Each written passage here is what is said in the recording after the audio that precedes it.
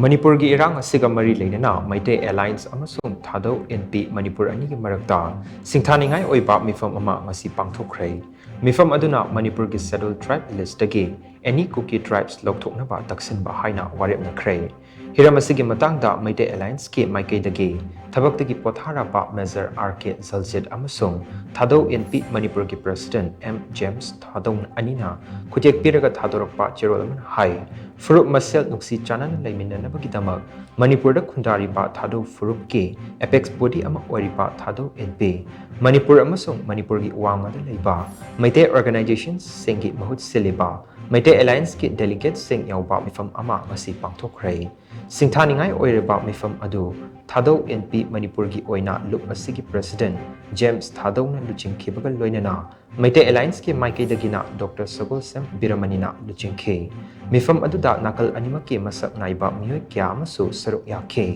mifam aduna Manipur da tangtu leitaba hanjalaknaba amasung khundaminariba furup sing nungsi chanan leiminanabagi matangda tongan ba wafam tarukta amata oina yanaba purakhe wafam sing adugi manungda Manipur gi scheduled tribe list dagi any Kuki tribe asi lokthok hankiba Manipur da khundaminariba sing lingjal manaba amana amabu ikai khumnaba utpa